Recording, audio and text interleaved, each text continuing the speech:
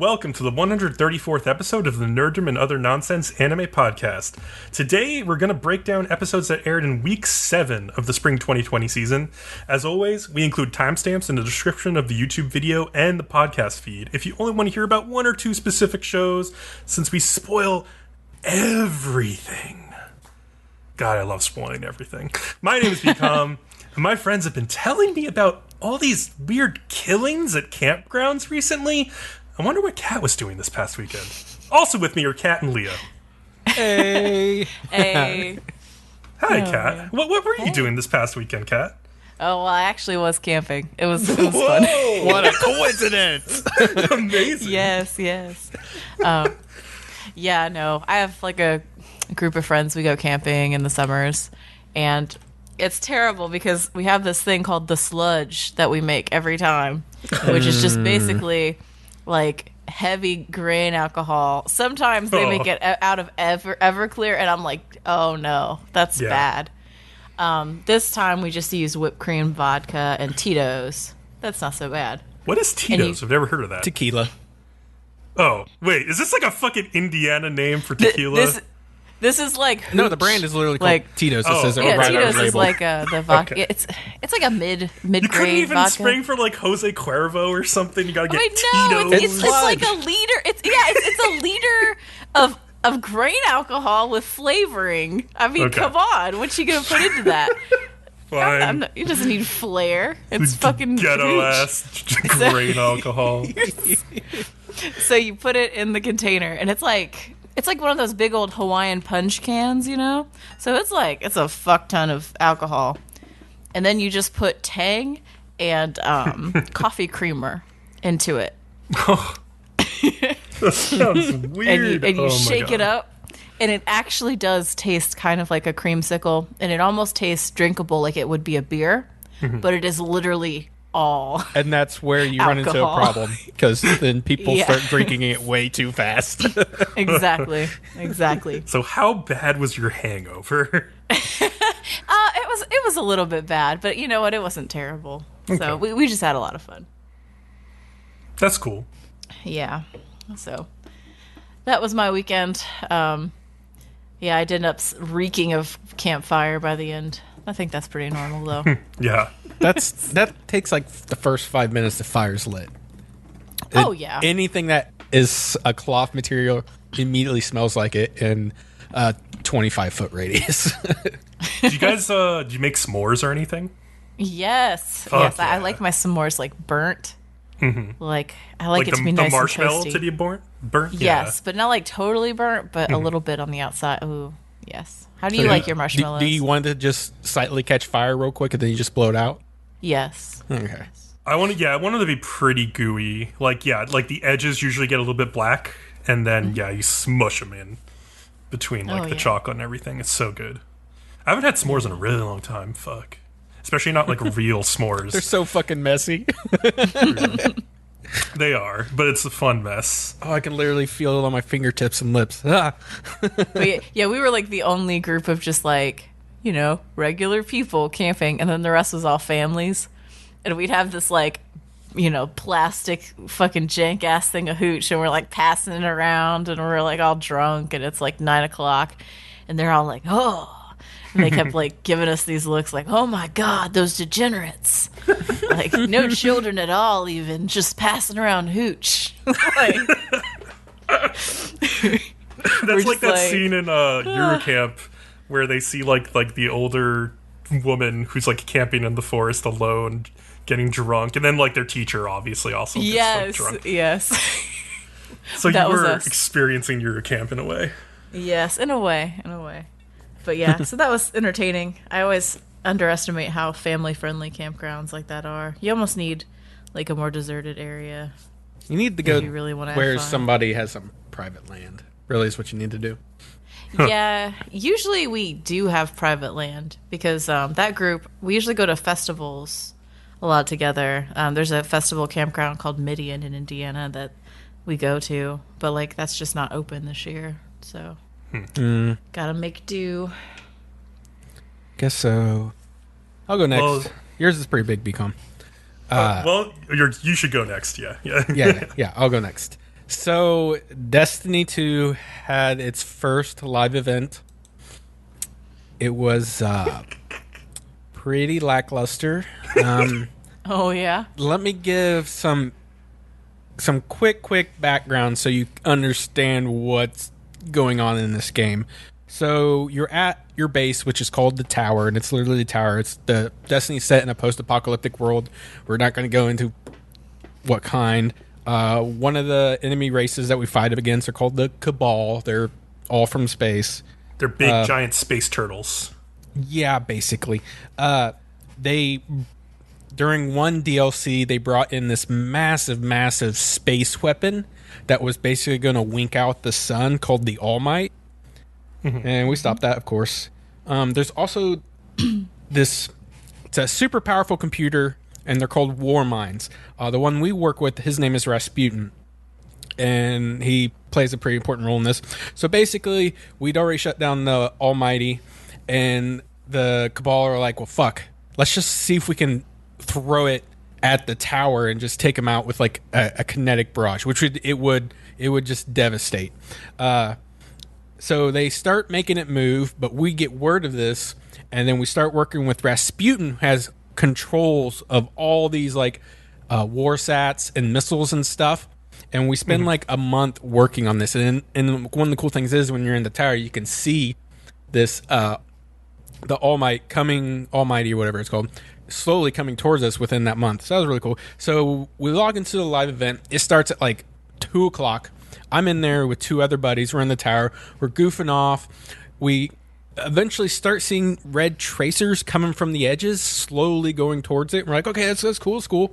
And then at one point, they eventually start reaching it, and we can see like flashes of light going off. Mm-hmm. And that's this is over the course of like 45 minutes. This is over the course of an hour and 30 minutes. Yeah. That's all that happened for an hour and 30 minutes. We were bored out of our goddamn minds. Of course, we can help compare it to like Fortnite. Like, they have to know what a live event is. But it finally culminates 5 minutes later. There's a huge flash. It starts literally falling towards us, and it goes like flying by, and it's all fiery, and it's super cool. And like it lands off in the distance and hits, and you see a shockwave coming towards you, and it actually moves us out. And that was the last 5 minutes. Last 5 minutes, great. That first hour and a half, fuck you. That yeah. That was, it was so dumb. Terrible. I'm glad I wasn't there and I watched it later, because like I would have logged out after like 45 minutes. I would have been like, I'm so done with this. If I hadn't been with two of our clanmates, I probably would have dropped out, but we were keeping ourselves interesting. One really funny thing was that I had loaded into the tower with Topaz, and our other buddy Manmouth was in a different tower. And for whatever reason, we had 10 seconds on him ahead. Whoa. He blames it on our Xbox Ones, whatever, One X's, and like we're like when it first goes boom, Topaz and I are like, oh, it's happening, and he's like looking, he's like, what? I don't see shit, and then his finally goes off. He's like, oh, come on guys, stop saying shit. We're like, we can't, this is awesome. And then it comes like flying in and flying by the tower. Me and Topaz are talking about it, and he's like, okay guys, I'm gonna mute you both, I'll be back when this is over, I'm just muting you both, I'm sorry. And he just mutes us. That was probably the best part for Topaz and I. We laughed so hard. We even went in the chat and we were like, the best part was probably ruining it for Manmouth for us. Well, at least you found a way to have fun with it. But yeah, in the future, they just have to announce like how long these events are going to like take place, like how much time they're going to play out over, because like people have busy lives and things to do and shit, Yeah, and that was like a lot of streamers' complaints and stuff. They're like, because it was on like a Saturday, and a bunch of them, you're like, Saturdays are my days off, but it's a live event, I'm going to jump in here. And, they're like, I need to know this is an hour and a half long. And just me, who's not a streamer, I'm like, I would like to have known that was an hour and a half long, so that just when it started, I knew I was going to be here an hour and a half and not sitting there having long conversations about what are they doing, why are they delaying this, blah, blah, blah, blah. That's how I experienced it. I was watching King Gathalion's Mixer stream, and I fell asleep before it happened. I'm not surprised. And it was the middle of the afternoon. I was just like, I'll just like watch this on my iPad and chill out, and I just fell asleep. Yeah, so like I said, first hour and a half, all we could see was missile tracers way, way off in space, and them slowly detonating on this machine, and that's all that happened for the first hour and a half. It's All right. just, whew, go Bcom. Let's move on to the next bit of nonsense. So the PlayStation 5 was revealed. Woo! It's so fucking tall. It's gigantic, apparently. Like, people were able to sort of... I don't think they announced, like, official specs or anything, but they people were able to tell from the size of, like, the USB ports or the size of the disk drive, like, how tall it was compared to other consoles. And it's like, if you took the PS4 and then just added, like, 8 inches onto the top, I don't know, maybe 6 inches, I don't know, it seems like a lot. It looked like a quarter more to me, like at least a quarter the more. PlayStation 4. Yeah, that's a big boy. That's a big boy. It's pretty thick too, like it's not like PS3 fat thick, I don't think, but it's definitely thicker than the PS4 Pro. Especially with the disc drive, because there's 2 models. There's one that still has a disc drive, and then there's one that's going to be less that doesn't, and it looks a lot more symmetrical also, because like the one they put the disc drive in just looks like it has like a little deformed lump at the bottom where the disc drive goes, which is kind of funny. It looks really weird too. It does, like it. Kat, have you seen it? Looks like Seto Kaiba. Okay, I'm gonna post a picture for you. Okay. It looks like Count Chocula was wearing like a white like popped collar. I don't know. It's so weird. It's so weird. It's definitely like a bold design. I don't actually hate it that much. I think it'll definitely look fine, especially in other color schemes. Like if it's black on black, or like somebody posted like a scheme of like a Spider-Man themed one, and that looked freaking awesome. So yeah, I'm looking forward to like maybe limited editions of the console eventually. But yeah, they talked about some games, like they're remastering Demon Souls, which people had like been rumoring, so that was cool. Horizon 2 had like a CGI trailer announcement, and I'm looking forward to that. Yeah, Spider-Man Miles Morales looks really cool. And it is a standalone game, even though there was like some confusion over that. So all that looked really awesome. That's good. Yeah. So we'll see. I'm still like up in the air whether I'm gonna buy this on launch or wait a bit. But yeah, Leo is posting images in chat. It looks like the tower from Lord of the Rings or something. Yeah, people put has like been the compared to that. Yeah, it looks like the eye, like it's watching. Does it have a camera in the front of it? No, you have to buy a camera separately if you want a camera. Good, because that would be too ironic. Like the eye is in the middle. Oh, you could totally put the camera like on top of it though when you get it, and then it'll just be Sauron. That'd be great. Oh, that would be great. The excitement that I was actually more excited for, the announcement I was more excited for was EA Motive is like a branched off studio in Montreal that has been working on a Star Wars game for the past couple of years. We knew, but we didn't know what type of game. And so they announced basically 2 days ago, and then like had a trailer today for Star Wars Squadrons, which is a flight combat game, basically. So like you fly your X-Wing or A-Wing or whatever against like a squadron of like TIE fighters or TIE interceptors or TIE bombers, blah, blah, blah.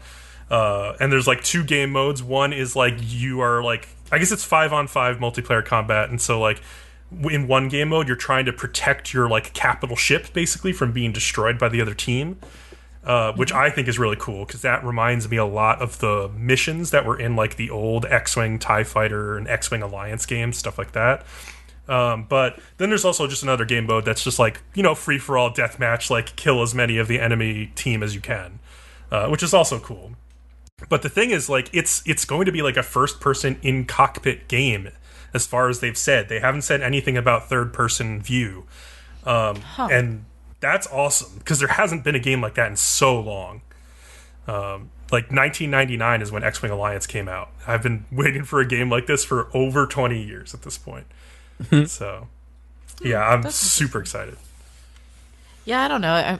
I'm always happy to see new games come out. There's only a few that ever interest me, but it's fun to see all the creativity and all of that. So yeah. Oh, it also has VR support, which is cool for like the whole game, rather than just like a little experience like they put out a couple years ago called the X-Wing VR mission thing. Ooh, so that's the VR awesome. Is really fun. VR is so fun. We had a VR cafe here for a while, and I used to love going to it. It sucks it went out of business. I guess it wasn't as lucrative as one would like. I guess but it would be expensive to awesome. maintain. Yeah. Yeah, it was so fun. I can totally see. I used to think people were crazy for thinking VR was going to be the future of games, and now I'm kind of like, oh no, like I would play that. That would be fun. So Yeah, VR works very well, and especially for flight games. Like, it's perfect for being in a cockpit and like looking around and seeing like people fly past you and like where they are and stuff, like a fighter pilot would basically. Yeah, other games it works really well for are Resident Evil, which Resident Evil 8 also got announced. Resident Evil 8 Village, which has got me the most excited. So yeah, that looked really cool as well. I would say the game that actually looked the best at that PlayStation thing was that Ratchet and Clank game. If only because like it showed off what they were doing with the new console with like loading completely different worlds in like between with these like 2-second like loading segments in between as like Ratchet is falling through these weird purple portals. Like that was actually incredible and something you couldn't do on the PS4 because it just wouldn't be able to load fast enough. Oh man, how great would it be to watch Kat play Resident Evil 7 in VR?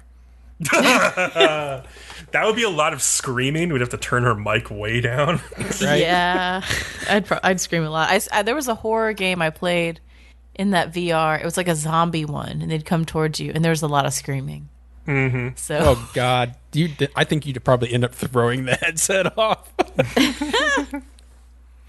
It'd be fun though. Yeah, Resident Evil is also basically a zombie game as well. So yeah, it's pretty. It has 7 has so many good scares in it. Holy shit! God, yeah, that's a great game. I'm excited for 8. Like, I've liked the remasters of 2 and 3 and everything, but I'm looking forward to another new game from them because 7 was so cool. Yeah. Yeah. All right, we should talk about anime. We're in week 7 of anime. Well, so we can keep about talking about some occult stuff and Wave. We could. Yeah. Yeah, so Wave, listen to me, episode 7. I want to cry of. But I don't know. Okay, so Minare goes with her friend to this dude's house last episode. You know, the thing with the weird liquid dripping down from the ceiling, and that's where it ends.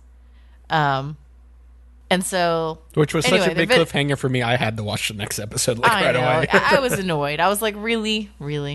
And also just the idea that it's like this woman's rotting corpse. I'm like, wow, that is a lot for an anime. I've never seen an anime be quite that like, oh no, and it's this, and it's like really gory. So I was impressed. In this episode, this creepy dude, Shinji, yes, he explains about his now dead girlfriend Ritsuko. Missing. Well, missing, or dead, presumed dead, I guess. So he apparently met her. She was Russian. Yes, he apparently met her at an onsen enthusiasm group, like a fan group for people who really like to take baths and go to onsens. It's cool. And she was Russian. I think I'd had fun in that group. I mean, it would be fun. I guess especially, I bet there are a lot of foreigners in that group, truth be told. Could you see that? I could definitely see that, yeah. Yeah, people who come here and they're like, ooh, I'm so fascinated with it because it's not from my tour culture. Package, yeah. Yeah. So I could totally see that. Ritsuko and him actually never started dating, but it was sort of vague, I guess. But when he confessed his feelings, she said they should discuss it further while at a co-ed hot spring. So I guess like the idea is like, ooh, we can take a bath together, and it's kind of sexy, you know. So they picked this spring, the Kaushimata hot spring, by throwing a dart together while holding hands towards a map. And I guess they ended up picking this, like, it was the one it landed on was very isolated and hard to get to in the wilderness. So like, I don't know. That's a lot. Like, I also felt like maybe she could have directed this dart, like, specifically. Because, like, the way this plays out is, like, she disappears, right? And so I'm wondering if she, like, specifically aimed at this place. It's just so much. Yeah, it's so much to be like, you know what? Rather than reject this guy, I'm going to pretend to be dead and fake my own death rather than just tell this guy I'm not interested. Yeah, so Look, it's I hard think to that's a reject long people. shot. It's very hard to Okay. reject people sometimes. So That's a long shot. They hiked out to this hot spring, and then when they got there, they're completely isolated. They take off their clothes, and then he like passes out from the gases of the hot springs. And then he comes to in like a cabin where some guys found them, and they never found her. And that's just like where it stops. Well, but I'm just saying, like... And he thinks he's being haunted by her now. For him to never have found her when he got back, that means that she just left from that hot spring and, like, bolted to some other part of the world. Like, how badly do you not want to turn this guy down? Just that ghost you're him like, completely. I'm going to just bail on my entire life. My family, everyone thinks I'm dead. That's fine. I'm just going to escape because I can't stand to tell this guy that I don't want to date him. I mean, she seemed What other very motive mysterious. would she have? What other motive would she have? Because, like, it's not like she stole his money. Maybe it's not all about him. I don't know. I don't know either. It's so weird. Some kind of Russian agent or something like that. Who the fuck knows? Yeah. If it comes back up, I'm very interested to see what this is. Because I'm like, what the fuck? Like, anyway, so they get to this hot spring. They start taking off their clothes, and then his memory draws a blank after that moment, and I'm like, okay. And like Leo said, they found him on the ground butt naked, and no one ever found her again. So Minara is like, after hearing this story, she's like, well, I'm gonna climb up into this fucking ceiling and see what's going on. And she does, and there's flies everywhere. And she dives headfirst into like all this juice or goo or whatever the fuck it is. And I'm just like, this is disgusting. What are you doing? You should probably point out the ceiling and walls are bleeding at this point. Yeah, I'm just like, why that would you? Shinji guy's just like, she's fucking here to kill me. But if I opened it and it was like there's blood dripping down and there's like juice and guts everywhere, I wouldn't be like, well, let me get even further into this. I'd be like, I'm gonna call the cops. Yeah, I agree. I would be like, I need to call a plumber, the cops, and everybody else. Something. Yes, I am not qualified to handle this. So she does. She like dives headfirst into this shit, and then apparently they eventually do, or someone else who's sensible fucking calls someone, and they find out the water is draining from the upstairs tenant onto the ceiling. But what is causing the water spoilage is a bunch of bags up there as well. So the police like take this dude away and interview Minare. And Because then like Minari immediately assumes like, oh, it's cut up body parts. yeah, like and the way they said it too made you think like, oh no, they confirm that it is. And I don't know if maybe the police are just like, yeah, that's meat or whatever. You know what I mean? Well, I think they said it was so decomposed they couldn't really make anything out. That would make sense, I guess. Mm-hmm. But yeah, so unsure like what's going on, but they take him away. And then there's this like screen that I pause on when I went to go get some water when I was watching this episode, and I just paused it, right? And then I came back and I look up at the screen that I paused on, and it's like, Sada Abe cut off her lover's genitals while making love. And I'm just like, what? So do you want to know what that's a reference to? I mean, she says it in the line previous to, but have you ever heard of this movie, In the Realm of the Senses? No, I have not. So this is a 70s Japanese film, which if you've ever been on a porn website and searched Japanese may have come up. Not that I've Really? ever done that. Have you done that? I've never done this. I can't imagine. Never? My research tells me. Okay. So it's a film that's notable because the lead actors have actual unsimulated sex for the movie. And so like the movie is about like basically a man who's married but then starts having an affair with another woman, and their sex just gets really increasingly like racy and sort of like dangerous in nature to like keep themselves interested. And it ends up with her like killing this guy and then cutting off his dick. And so Minari is making a reference to that movie when she was talking about like cutting off her lover's genitals. Like because she's angry at Oki for like being a guy who would like kill a woman and then like put her in bags above his ceiling. Like she still thinks like that's what happened here. And so she's like thinking about in the realm of the senses in how she's going to react to something like that, or like do something to Mr. Oki to get back at him. Which is pretty intense, I have to say. Yeah, that's weird. And then also like when she's describing like, oh, you know, whatever, that was so crazy that happened. I was like, but that means she actually had a body like that she found, and it was all over her. It's like decomposing bits. Yeah. And I was like, and this is just so casual for you? That's fucking insane. Like she had dead, rotting corpse water on her, and she's just like, oh, you know. I mean, fun. At that point, it's on you. I mean, what's freaking out gonna do? Well, but still, it's like you'd think you'd be like a little bit in shock or something. I don't know. And then Minara thinks of these like elaborate scenarios with the girlfriend being a Russian secret agent and like all this stuff, and I'm just like, what nonsense is this? And then they talk about how material from this incident might be used for advertising for their show. Like, a fucking crime took place, and they're just like, this is a great opportunity. But you know that is business. That's the way it works. Yeah. And then it goes from that to the scene of the second episode of Wave, where they have her interview the guy who killed this woman, and you're like, what? And then you find out it was really all Minari's fault, because it's like she had been putting all of this mutton with the bone in it, so and that's like why fruit wine that her dad had been sending her under the floorboards of where she used to live. It was a storage space, and that's why I had to point out that throwaway line from the last episode about the mutton. About her mother giving her all this mutton. I see now. Yeah. But yeah, so it wasn't a body at all, but it felt like maybe it would be because it's got bones and stuff, so that makes sense. Yeah. And so she apologizes on air, and it's like she dedicates this program. It's really cute the way she does it to like people who fuck up and cause trouble for others but are doing their best.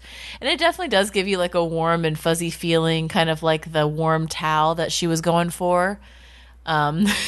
And it's funny, while she apologizes, he holds up this sign that's like, I'll drop the charges. So I have to agree with Minare in part when like during the broadcast at first she says like, this is only partially my fault, because that's so true. Like, one, like, okay, she put this food in a storage compartment and she forgot about it, and that was like her big mistake, was forgetting about it. And I guess her other mistake was putting too heavy of food in the compartment, but like, who knew that just like some fucking mutton would break through your storage compartment into the like in-between space between the ceiling of the apartment below? Like, what a shittily built like storage compartment, first of all.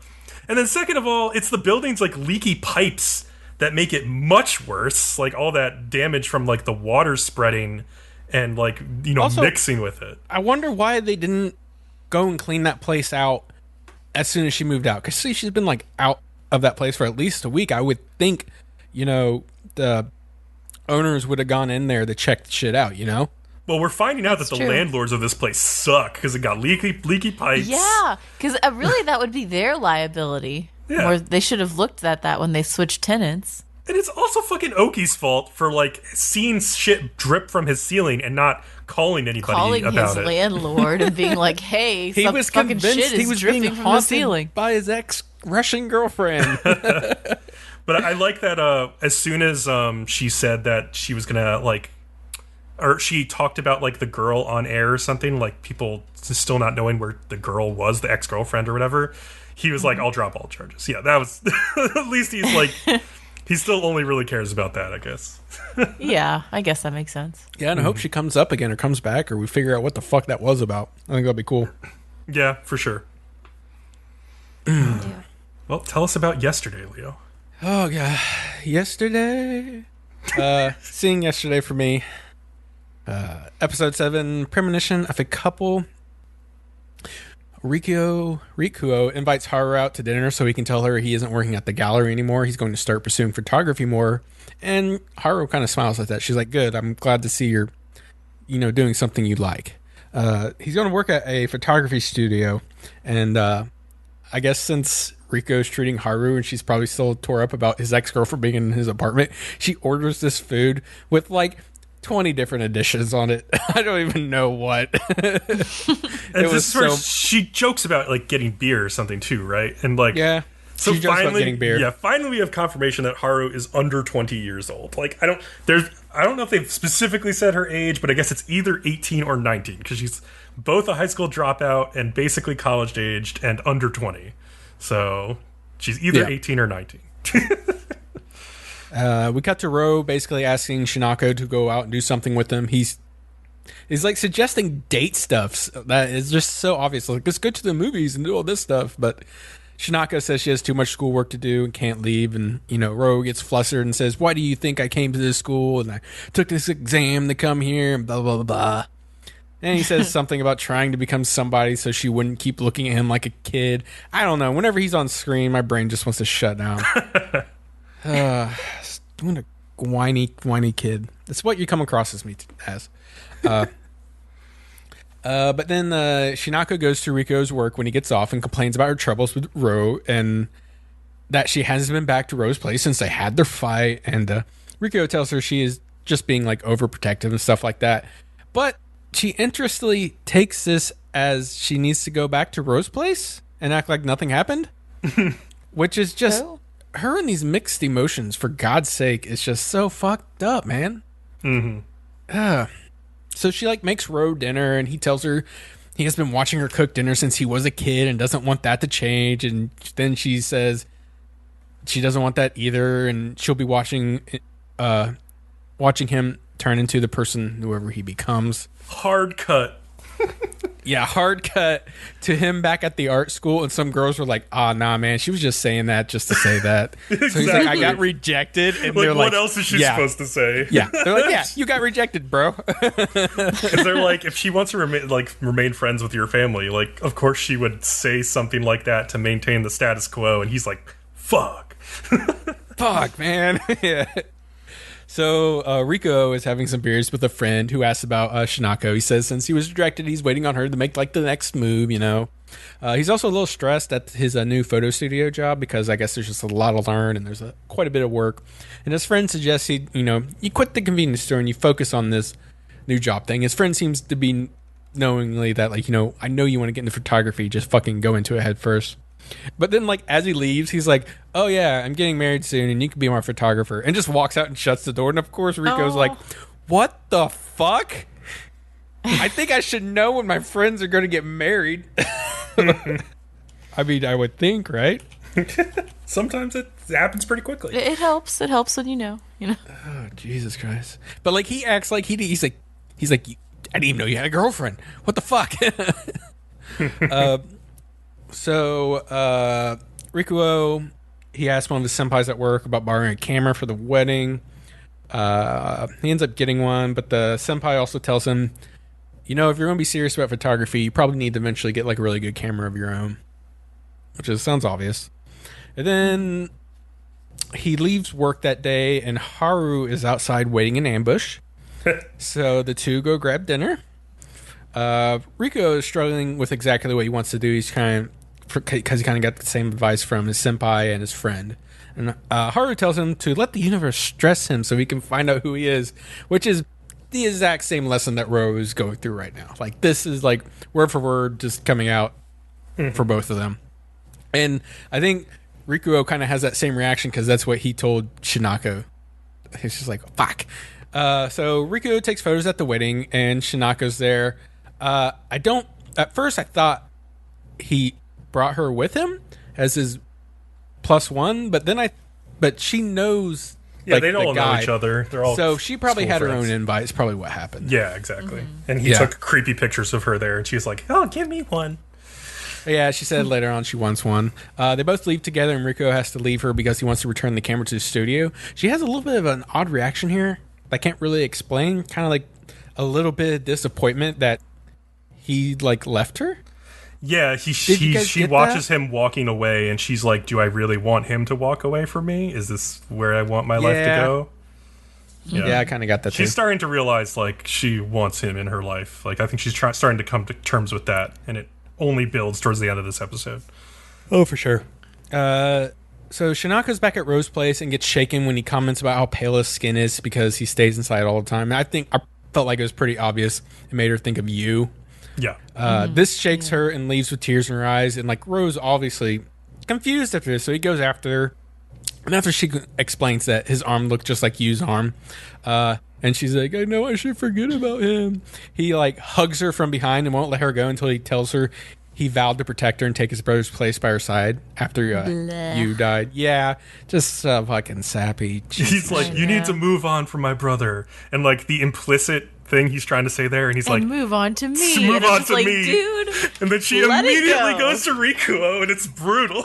It's like, you know what? Like, just like you keep telling her that she needs to let it go, you need to let it go. All right? This is weird. For the second time this episode, she runs to Rico about her problem with Ro. She does finally admit to him that she may have been using Yuu as an excuse to run from other people's feelings. You fucking think? She also tells him she wishes he had the pushiness of Ro. Like, I guess she would have broken sooner or something like that. But the tension finally gets broken when another tenant like leaves the building and disrupts them. And then Rico is surprised when Shinako suddenly invites him into her apartment. Yeah. Oh, also there was a cool new ED that looked like a little like arcade shoot 'em up where Haru is like this like is flying around, and she like shoots hearts at Rikuo, and she gets a crow power up that also shoots. I really liked it. It's sung by Sayuri, who also like did the Scum's Wish ED and like the Golden Kamui season 2 OP and stuff. So it's pretty catchy ED. I like that a lot. And it just fits with the show really well. Like at the end of the game over, she gets game over when she sees Rikuo and Shinako together. It's pretty cute. But yeah, hey, we're getting some more progress here. Shinako is now more clear about what she finally freaking wants. So good to see that's been obvious to us from the beginning, but I guess sometimes that's the way that works. I'm gonna, as a transition here, point out that if you listen very closely, you may be able to hear the sound of my neighbor's teenage child screaming outside while she cries like she's a fucking 2-year-old. How is that a transition? I just wanted to like give the listeners a chance to see if they can hear through the microphone. They won't, because I do like audio. Like, and I feel like we usually hear more recording live, so they probably won't, since not we can't. like, oh, like boost it or something. I probably won't hear it. If I hear it, I'll boost the noise for sure. Oh my god, she's like fucking 14. You'd think she's like 2. I swear to God. Maybe she, in her next life, is going to be a villainess, and she's practicing for that. She's practicing to be the evil villain. All right, there's the transition. Yeah, See? We did it. My next life is a villainess, episode 7. So this episode starts out from the perspective of a girl in the real world named Sasaki Atsuko. She's remembering a friend she made at school who literally fell out of a tree onto her the first time they met. I wonder who that is. Yeah, she seems very familiar to the main character that we know and love. They become fast friends, and Sasaki introduced her to otome games, including Fortune Lover. Unfortunately, this was not fated to last, as her friend was hit by a truck and killed. Truck-kun confirmed!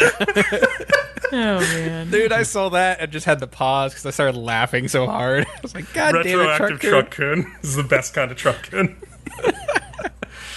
He's on the hunt. He will run you over. Oh, there's a Truck-kun in Domestic Girlfriend's finale, too. It's great. Jesus. Oh, no. Of course there is. Oh, no.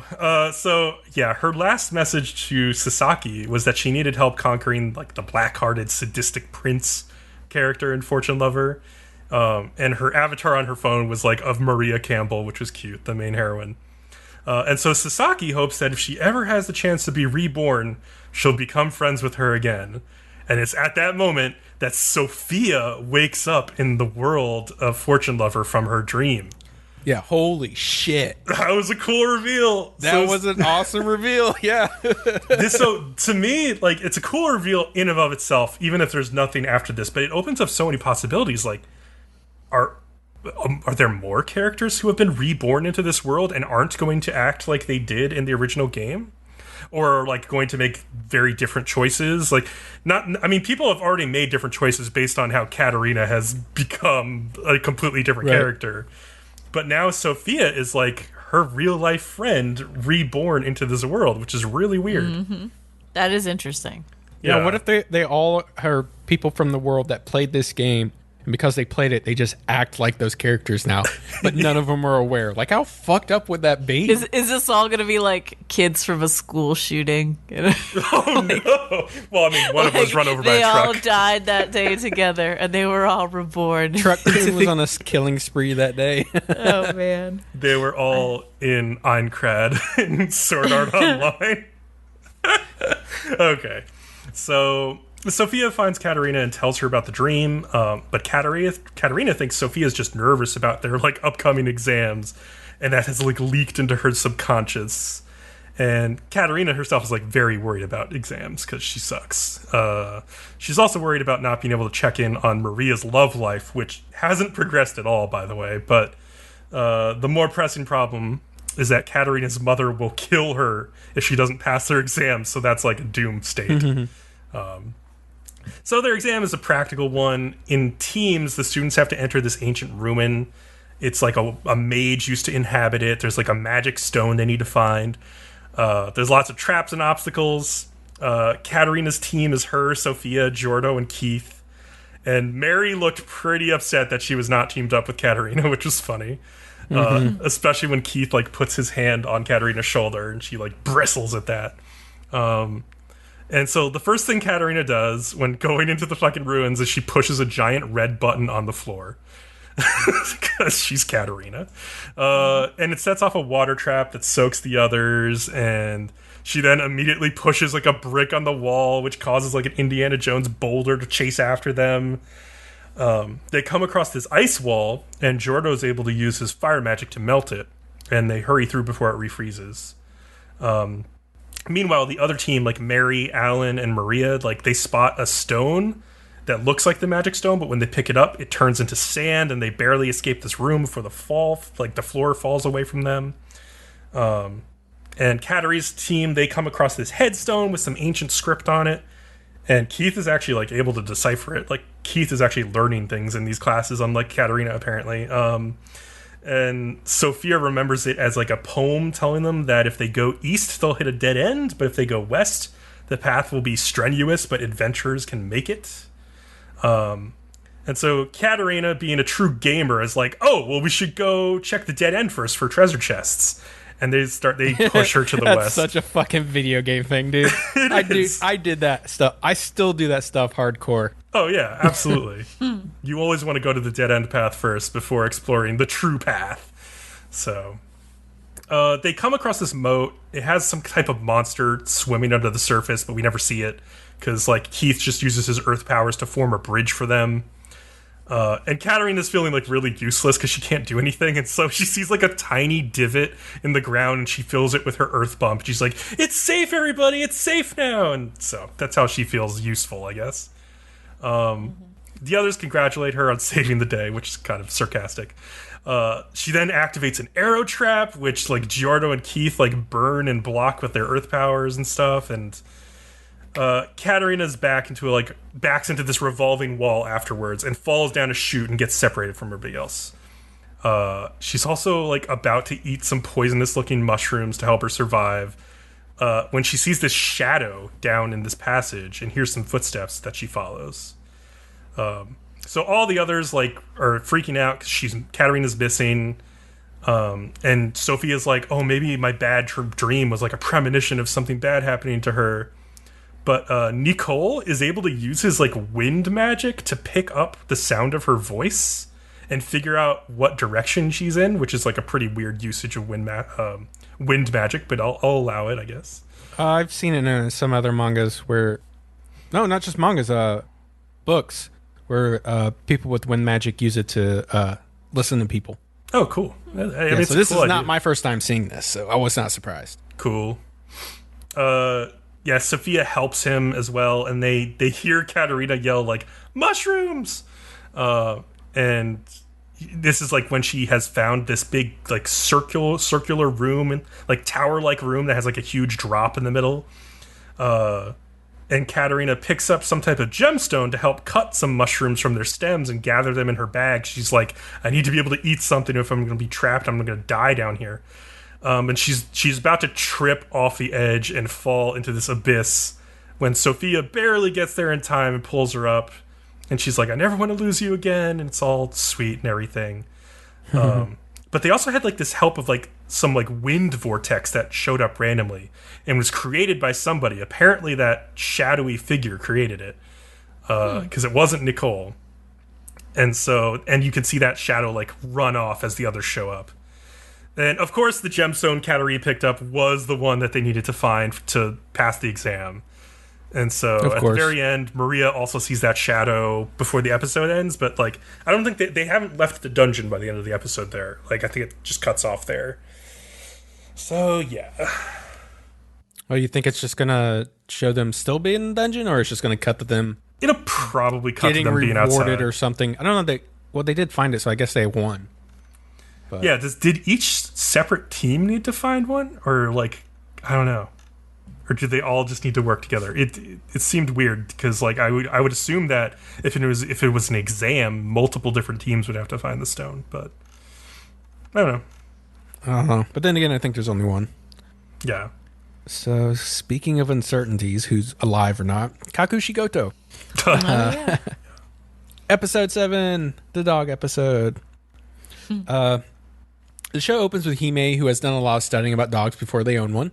She has learned the 10 commands about dogs, and the first one is that you should love the dog a lot because they will only be here for 10 years. That is so fucked up because I just literally listened to a podcast today where they're like talking about pets, and they're like, yeah, your pets, you're going to bury them unless something tragic happens to you. So expect that at some point. It's so hard to live with that. It is when you have pets. Yeah. They're just like, oh. Yeah, you're going to have to bury them unless you get in a tragic car accident one day. Yeah, and so, like, I think this was really good because on the surface, it's really sad to think about with your own pets. Like, just like, surface level, you're watching the show, they make this, like, comment about pets, and you're like, oh, man, I'm thinking about my own pets, and I'm really sad. Yeah. But then, like, you think, like, oh, if but they then could your dog shits on the floor, and you're like, maybe not. Shit. Yeah. Literally. Yeah, well, true, but like then you like imagine like, oh, if your dog could actually express this feeling, like, because they say it like 10 commandments of dogs is like, oh, your dog is asking you to just spend time with me. It's those like, right. Oh, if your cat or dog could just express that feeling to you, that'd be sad as fuck, and it makes you want to hold them like tighter. But then you also start to think that Hime might be saying this specifically because she had so little time with her mom before she died, and so her thoughts are likely influenced by that. Getting deep here, man. And then I was like thought about what Leo was saying last week about how Kakushi is likely dead in the flash forward of the show. And I have to wonder at this point, like, if he has any knowledge of, like, his impending death. Like, and so if, like, that influences why he cries even more so, like, if he's gonna, like, he probably doesn't know anything yet, but I think at some point he says he wants his daughter to spend more time with him, which is, like, a fucking straight up reflection of this. It's just like, holy shit, can you just keep hinting? Yeah, I think it's the next part. Kakushi is shook by that statement, and he's even still crying at work later. The two girls at work are excited he's getting a dog because he will have to bring it to work when he goes to school. No, you don't. I mean, we have a dog owner right here right now. I think she could tell you can leave them at home. You can. Yeah, it's not the end of the world. I grew up with dogs too. They'll be fine. Just I think maybe people in Japan have like a different idea of pets than people in the US. Like people who have dogs in Japan, they're probably afraid the dog's going to get wet and die. Yeah, and they're like, "Oh no, we barely survive it. They can't possibly." But cats, on the other hand, they can survive anything. This is why cats are best, by the way. You can just leave them for a week as long as they have like food. There was the stray that lived outside for a month before my mom finally took it. It lived by itself outside. It was friendly. I mean, come on. A dog couldn't do that. It'd be starving by the end of the week. So Kakushi also makes his 10 commands of manga artist, and it's mostly nonsense, except his first one is manga artists only last 10 years. Is that foreshadowing? Oh, yeah, that is probably as well. I didn't think of it in that sense. But you're 100% right. Like, oh man, you could take that two ways easily. Yeah. Like, so far, this is like the first 5 minutes of the episode, and I'm feeling pretty down, man. Like, fuck, stop talking about him not being here and dead in 10 years. So Kakushi runs into Ichigo, who also has a dog. She says when she would be lonely in middle school, he would help her through tough times. So Kakushi figures Hime must be lonely sometimes because she has no other siblings. But then when he thought about Ichigo, he, seeing her at home lonely and she has the dog to help her get through it. But then he's like, who's this with you? And then she's like, oh, it's my brother. He's like, wait, so you really weren't alone? What the fuck? Yeah. But then Kakushi gets worried that somebody might recognize him when he's walking the dog because all these kids keep him up to Ichigo's and petting it. And then like 3 of Hime's classmates think Ichigo is getting duped by some guy when she goes out and walks her dog. So they run out and they find her. But then they start petting the dog and squealing over it, and Kakushi kind of hides. And then he finally realizes nobody would probably recognize me because they're distracted by the dog. And then it shows like, oh, PSA announcement. Most people recognize the dog and couldn't even tell you anything about the owner. Do you find that true, Kat? Do you get attacked by children when you take your dog for a walk? Yes, actually. A lot of kids run up to her and are like, oh, yes, touch. And a lot, like, when she was younger, I think Ruby loved it. But now she's kind of at a point where she's like, oh, these are the beings that sometimes torment me. Yeah. Please, no. Don't make me. Like, they climb on me and shit. I was going to ask if she still loved it. Because, I mean, huskies usually love attention, but... She used to. I think maybe one kid like rode on her too far, and she was like, "I'm done." I have seen another husky that like the older she got, the less she cared about it. She had her favorite humans, but a new person, she's like, "I don't give a shit about you." Okay. Yeah, I think especially because she is as pretty as she is. Unfortunately, for viewers who don't know, I have a very pretty dog. She gets so much attention. Like, I think she's just done with it now. She eats coffee and has seizures. Yeah, she's like, I kind of want to die, but, my stupid human won't let me. Like, so Kakushi calls about the puppies and finds out they have all been given away already. And he says to himself, I'm a little relieved. So he goes to tell Hime, who's out in the backyard with a rope tied to a tree, and she's pulling on it. And she says she's doing it like this so that she doesn't get dragged around by the dog. Yeah, she's practicing not getting dragged away. It's so fucking adorable. And it's true, especially with a husky. Like cats. Oh, yeah. I had to get a special harness for her so she couldn't pull me because she was too strong on her own. Oh, it's like one of those that has like a little bit of like slack in it or whatever. Or yeah. No, so it clips around her muzzle. Mm-hmm. And it like pushes on her nose when she pulls. Oh. And there's like some sort of weird instinct that dogs have that when you push on their nose, they stop. Mm-hmm. So it works really well. Oh, that's interesting. Okay. I didn't know about that. Yeah, nice. Yeah. But he sees her doing this and he can't tell her. He's like, what the fuck? So he goes to work the next day and his staff has like built a freaking cage for the puppy already. And he's like, tells them he's not getting a dog now. And they all like fall to the floor crying. And it's actually kind of comical.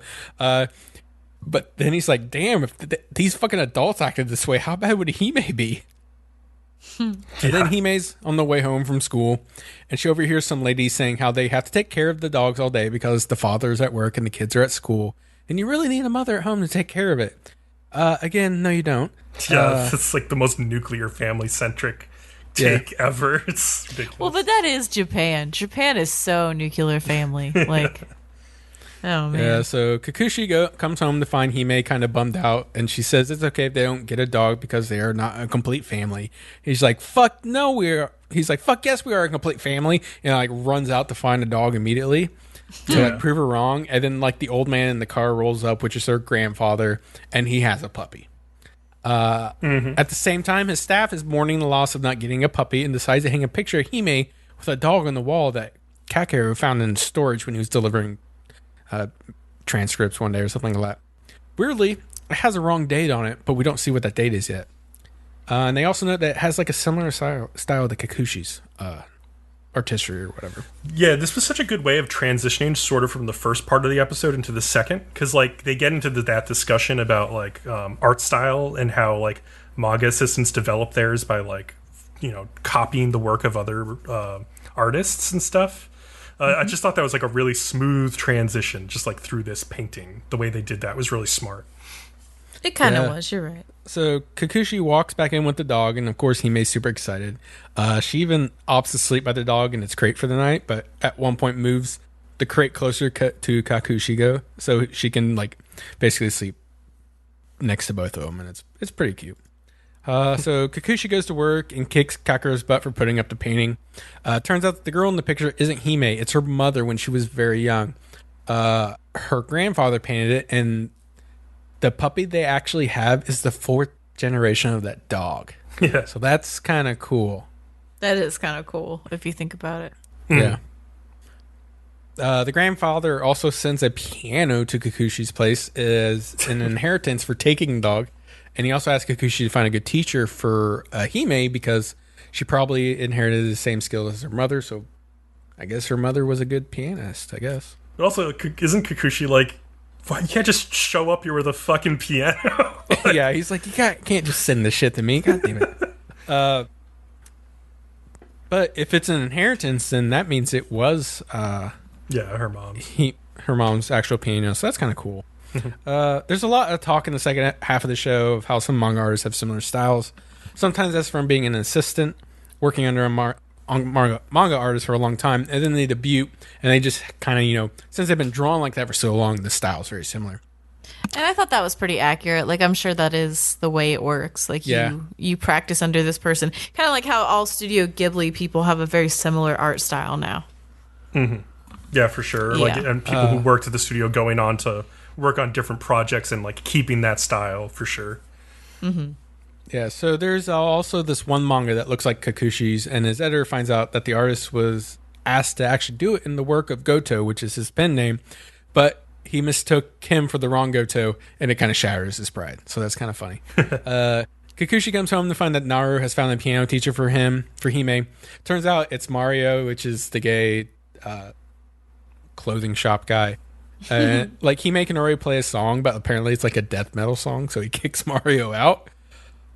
And then the show ends off on pretty crazy note. So this is the future fast forward future, and Hime's friends have grown up, and they're trailing Hime to where she's going to like that old place where she keeps showing up at in these flash forwards. And then out of nowhere, like, Ichiko shows up, and she's like grown her hair out, and like they're surprised she's not in a tracksuit anymore. And then she just ends the show with like, I have some good news and bad news. Just like, what the fuck? Yeah. Like, this show needs more drama. I swear at the end of every episode they like cut to some dramatic like scene where you're like, what does it mean? Yeah, I don't understand why they keep doing most that. vague. I felt like one of the most vague cuts because it's just like, I have some good news and bad news. I was like, okay, what is it? Tell me next episode, I guess. Yeah, really. The whole thing about like sort of developing your own style through copying another artist or whatever reminded me of a part of Shirobako that I really liked, where the animator girl Emma is like struggling to impress a client who has like very specific, like it's the manga artist himself that has a very specific idea of how his character's design should be adapted into the anime they're making. And like one of the pieces of advice that she gets is just to copy past work from the studio, like just to, before she develops her own style, like just to copy a lot of like really good work. Just keep copying and copying and copying until she gets proficient at that. And then at that point, then she could start to develop her own style, like when she has the tools in her tool set to do so. So I thought that's interesting because, like, you know, they're talking about copying manga artists' work. Like, it's not necessarily a bad thing or anything. It's like, and I think they make that joke about how sometimes the assistant becomes better than the artist themselves, which Kakushi didn't like, but it was also kind of funny. Of course. Yeah. Yeah. And I think it was also sort of a nod to the fact that, like, the artist of the manga Kakushigoto, like, when they were working on Sayonara Zetsubo Sensei and it got adapted into an anime by Studio Shaft, like, the amazing designs of, like, the Shaft show, I think, leaked into the manga artist's work going forward as well. So I think it's sort of like a nod to that from them when they're talking about this. Yeah, it's kind of like a whatever wins is what goes forward, not necessarily the person in charge. Right, exactly. Which is a very different idea, really, than a lot of companies in the Western world have. Like, here it wouldn't just be like, and then they adapted it to this. It'd be like, there'd be like, well, who's suing who about this character design? And you know what I mean? Yeah, exactly, right. Yeah, so it's interesting. Yeah. All right. Any other thoughts about this? Yeah, let's take a break. Yeah. We'll be right back. Yeah, we'll see you soon. Hey, dude, you into anime, manga, and all that radical stuff? Oh, yeah, man. It's tubular. Then you should totally check out the... This transmission has been hacked. If you want discussions, debate, reviews, and all in between, you must listen to the Anime Radicals Network at www.animeradicals.com. There's timely reviews, revolutions, mecha, and much more. Find it on iTunes, Google Podcasts, and all podcast catchers. The Anime Radicals Network. The revolution will be simulcast. And here's another tasty morsel from the Trash Pandas Watch Anime podcast. Some fan service. Yeah. I mean, it worked pretty well in Dragon Ball. Do you remember those scenes with Bulma? Bulma was running around in a bunny outfit for the longest time. I know. Akira Toriyama. We can get the Dragon Balls, and then we can make our wish. Bulma's panties. Did Oolong wish for Bulma's panties, or did you just wish for a pair of panties? I think it was just a pair of panties. I'm sure it's different in the Japanese than it is in the English dub. But, yeah, he just wished for panties. They're probably used. As always, you can find us on Facebook and on Twitter at Trash Panda Anime. You can find us on our website, tpwapodcast.com. You can also find us on assorted sites like SoundCloud, Stitcher, and iTunes. All right. Cool. And we're back. Yeah. Hey.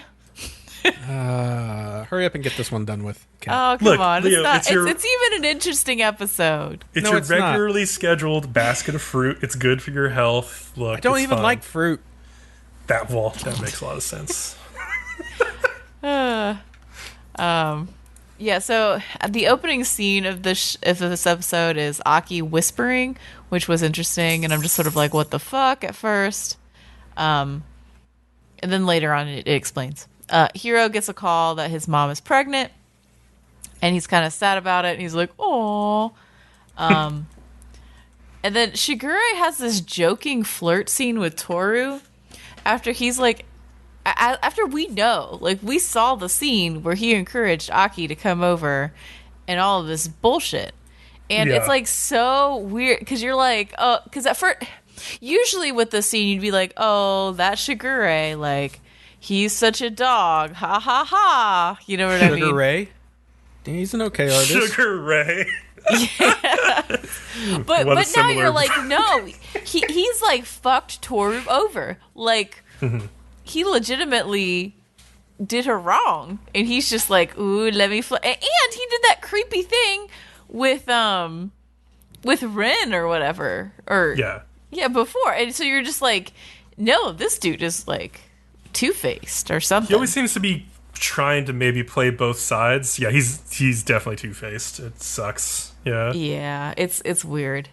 But yeah, they talk about how this baby that Hiro's mom is gonna have, like, it's not gonna be born with one of these weird zodiac spirit things, because all the current animals are already, like, have a host and are still alive. No one's died recently, so that makes sense.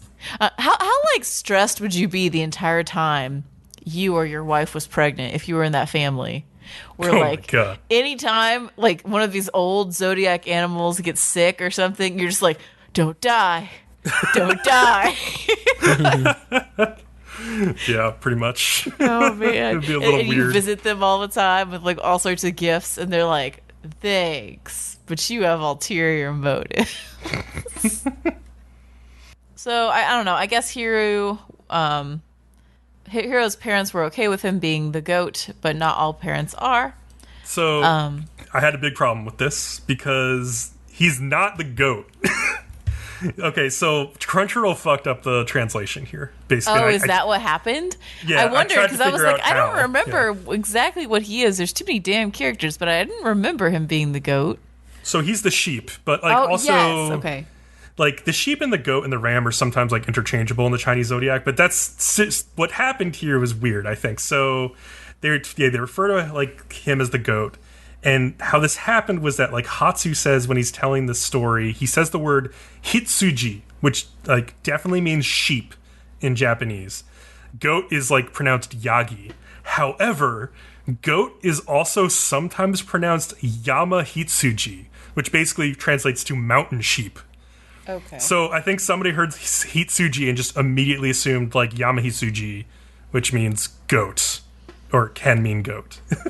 I see. And so they translated it as goat, even though he'd been shown as like a sheep earlier in the show, which is, yeah, I it's think weird. they're having people translate these who've not even seen any anime, let alone this anime.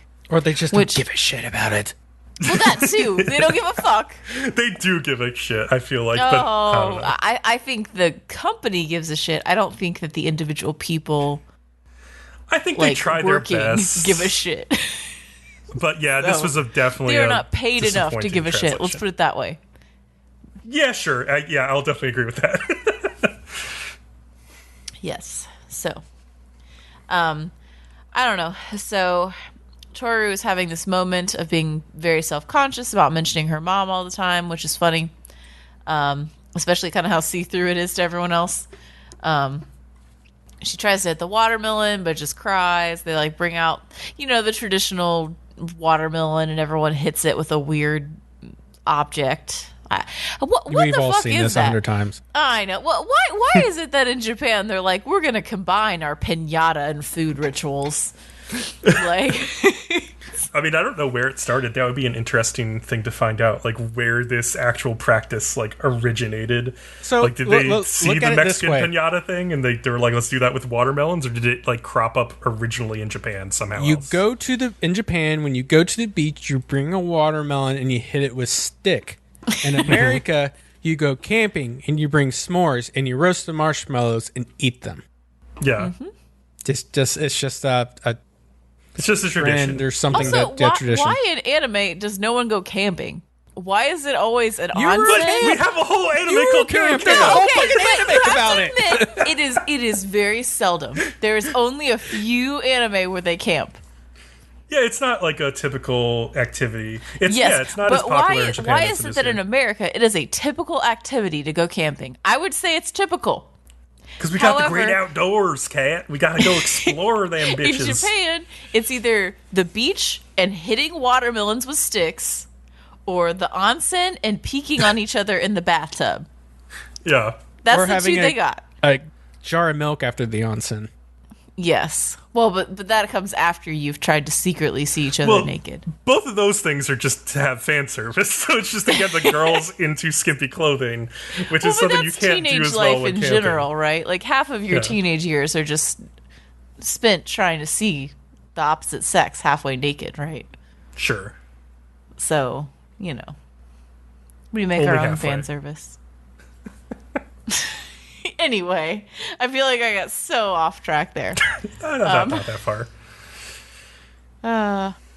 Okay, so there's this flashback of Yuki thinking about all of the abuse with Aki.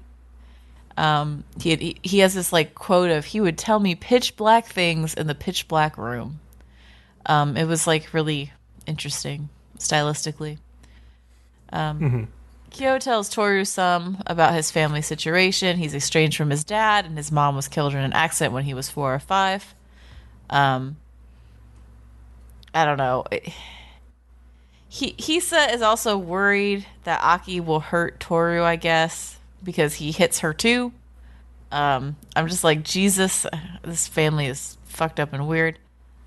I don't know. So you basically find out through all these flashbacks that Yuki has throughout the episode that he's been abused so much in the family that he doesn't stand up for himself. Like, he just lets Aki and anyone else sort of run all over him, because anytime he's tried to oppose the family and Aki, he gets like beat, or like basically everyone ignores him and is like, that's silly. No, nothing. You can handle it. Whatever. Yeah. Shigure wanting to get yelled at for bringing Aki there was interesting. I don't know. He's very clear-minded about what he's doing, but like, he does it anyway. I don't get it. This show is like, at this point, kind of disjointed in terms of what's happening, but you get a lot of like impressions of the different characters and how they feel about things. It's basically a lot of Aki sort of coming in and being like, that's right, you're not even safe here. Like, I can come and destroy your little fantasy of this moment at any time. Have, like, authority over everybody, and why does everybody just bend to his will? I don't get it. I think that's just the dynamic of an abusive family, because you're like, well, why does he have authority? He's clearly not a strong person. He's clearly not stable. Why is he the person who's in authority? Nobody knows, but everyone's, scared of him. It must be to do with his role in this Zodiac family. Like, whatever his role is, he is the leader of the group for whatever reason. Like, we still don't 100% know why. But yeah, we can assume that for reasons he has a ton of power. Yeah, and it's almost like a very deliberate choice of him being like, you know what? This vacation that they all planned, this is supposed to be their time to relax. They're getting further away from the family. It's supposed to just be fun. I'm gonna come and like get in on this and show them that, no matter what they decide, at any moment I can come in and ruin it for them. Ruin things for them. Yeah. That's my power over them. That's almost kind of what he's trying to say here, I think. I don't know. Toru meets Yuki on the beach when she goes outside from just seeing Kyo. And they see shooting stars on the beach, and he thanks her for not forgetting a memory from so long ago. And basically you find out it was Yuki with the fucking hat and shit. 100%. And it's Which all I've dramatic. Been saying who it was the whole fucking time, because it's been extremely obvious. It's all dramatic, and the crying was like, oh, okay. I guess that's what was not... I don't know. It was weird. But, hey, you found out something. Finally. I don't know. I think this episode was one of the turning points where you kind of see just how much abuse and fucked upness is going on in the family. Because I think before this, you get little snapshots of like, oh, that's fucked up. Oh, that's fucked up. Oh, that's kind of a weird thing. Yuki's been fucked up since like the first time we picked it up from this. Yeah, but like you almost wonder, like, is this just Yuki? And you wonder what happened, but they don't confirm it. Like, they give you little flashes, but they don't sit down and are like, oh, and this is some fucked up shit that's going on in the family. Until now, I feel like. Now you sort of get a bigger view of the entire picture. So this is kind of a good turning point in the series. Yeah, I thought it was really interesting when Kyo was telling Toru about his mother. He started to say, my mom killed, and then stopped himself, and then said, my mom was killed in an accident. So I think he was about to say my mom killed herself, but then didn't want to tell Toru that, and stopped and like made it a little bit like easier for her to hear, which I found really interesting. I also thought that scene at the end with Toru and Yuki on the beach was just fucking gorgeous. Like, particularly the way like the full moon becomes visible as the clouds move out of the way, and like it's like the entire world is shedding more light on Yuki as he seems happier in that moment. And the shooting stars look nice as well. It reminded me of something out of like a Shinkai film or something, like 5 centimeters per second or whatever. Your Name. So that was cool. It was nice to see them like pull out the artistic chops like that and make it look really nice. Speaking of beautiful shooting stars, Princess Connect, that happens in that one. Lame. Are you guys done with this yet? Are you kidding? Yeah, you want to go so. off of this like dark, like deep episode into this bullshit? Okay. Yes, I want to talk about llama girls named Rima. Okay. Okay. Episode 7, A Light to Pierce the Darkness. Like two sisters in a pod. The group is harvesting like some of the spices, and Hatsune shows up and accidentally lets slip that her ability to fly is a superpower and not magic. This is apparently a big deal for some reason, and they have to keep it a secret. They suddenly hear a commotion and find Rima's group. Should be Lima. She's a llama. Rima's group all beat up. They tell them what happened, and Hatsune can put her like forehead against Lima's and read her memories. So that's really convenient. They tell Hatsune she can't go alone, and basically some of the others say they'll go with her. Karyl, though, walks away without saying anything to anybody, and Pecorine kind of goes after her and stays behind to watch over the town. The team that goes with Hatsune is Yuki, Kokoro, and the fantastic Lima. We also get some more great voice acting from Aoi by Kana Hanazawa when Yuki tells her Team B always helps. Oh, yeah. Tell me you noticed that, Bcom. She's like, you're right, we are Team B. It was all right. There's Mystery Cat Lady, who's shown briefly absorbing one of the shadows that had like replicated somebody. I don't know what that's leading to. So Hatsune decides she's going to take a look from above, and Lima gets surprised when she flies up, and Kokoro's like, it's magic, don't worry about it. And Yuki's like deadpanning. He's just like, but it's not a superpower. Which made me laugh. While in the sky, she gets hit by like this red purple beam and drops to the ground. On the ground, Hatsune meets Shirin and sees her transform into basically evil Shirin. After firing another blast at Hatsune, Shirin walks away saying, I need to make more of myself. The others eventually catch up with Hatsune and they decide to find out, what's happening. We need to probably go back to town or whatnot. So I want to stop you there for a second because, I think the episode gets more interesting after that point because it focuses on Pecorine and Karyl. But up to that point, I was so bored and disappointed in this episode because, yeah, it decided to get, serious with this shadow stuff. And the problem for me is that I have absolutely zero reason to care about Shiori or Hatsune. Yes, I totally agreed with this because I actually paused the show 4 times in the first half because I could not get into it. I didn't care. I would pause and be like, oh, I guess I have to watch the rest. Yeah, I'm not sure why they suddenly just focused in on these two for this episode. I don't. Well, yeah, doesn't even feel like they're going to be that important later on.